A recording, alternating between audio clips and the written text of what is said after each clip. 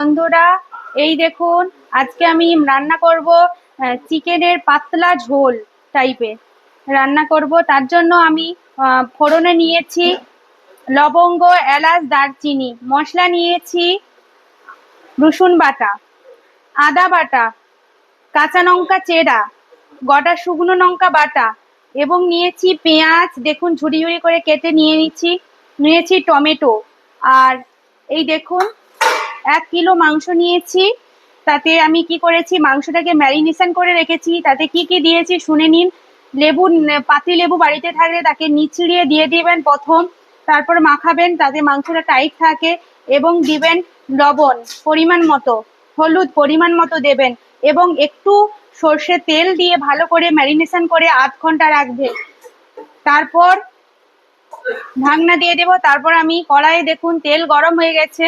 এবার দেব ফোড়নে দিয়ে দিচ্ছি গরম মশলা, তারপর দিচ্ছি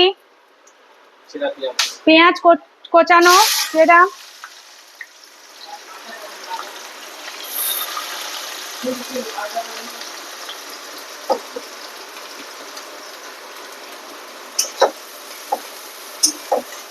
দেখুন দিয়ে দিলাম পেঁয়াজ কোচানো দিয়ে দিয়েছি। দেখুন গ্যাসটাকে স্লোতে রাখবেন, স্লো এবং মিডিয়াম আঁচে রাখবেন। পেঁয়াজটা ভাজা ভাজা হবে।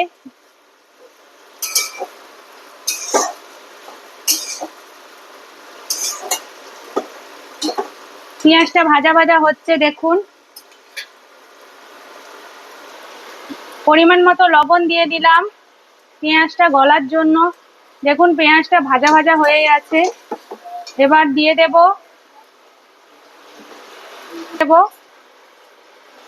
রসুন বাটা, লঙ্কা, কাঁচা লঙ্কা চেরা, আদা বাটা, শুকনো লঙ্কা বাটা। আমরা গুঁড়ি লঙ্কা কম ব্যবহার করি, তাই গুঁড়ি লঙ্কা দেই না, কম দেই। দেখুন ভিডিও। এবার নাড়বো।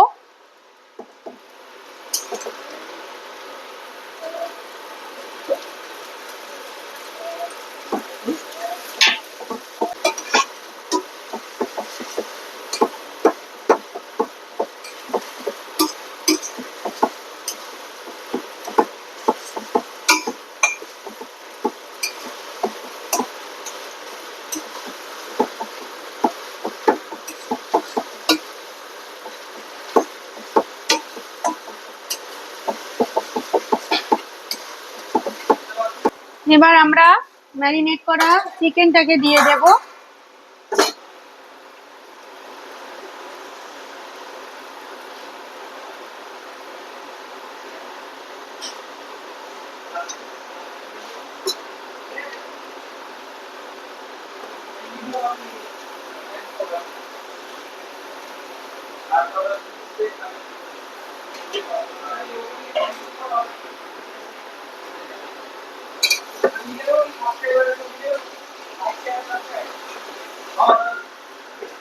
এবার নাড়বো।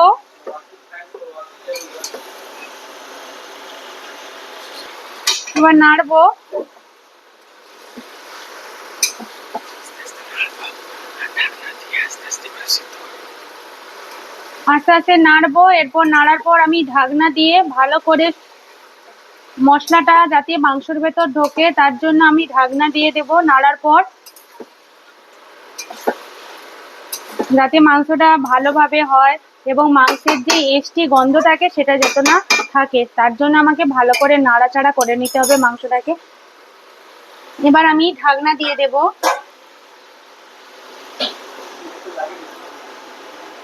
আবার ঢাকনা খুলে নাড়াচাড়া করে নেব। দেখুন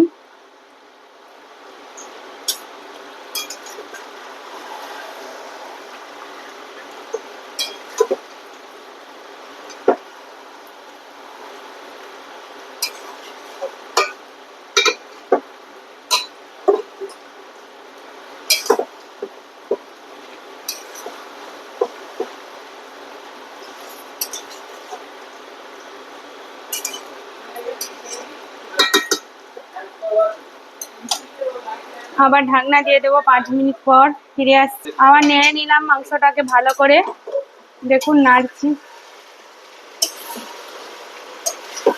মাংস থেকে জল বেরিয়ে গেছে, কিরকম দেখেছেন?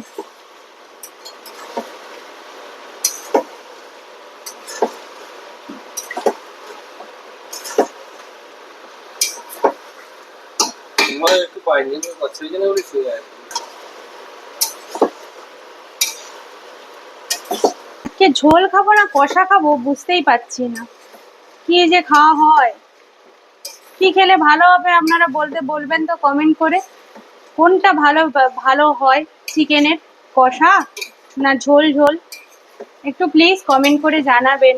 আপনারা দেখছেন, আপনাদের সাপোর্ট ছাড়া আমরা কি এগোতে পারবো?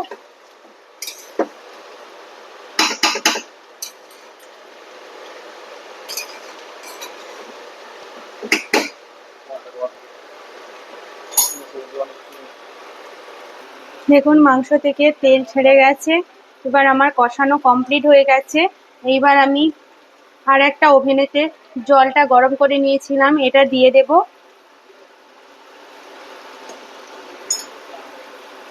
জলটা দিয়ে দিচ্ছি, দেখুন পরিমাণ মতো।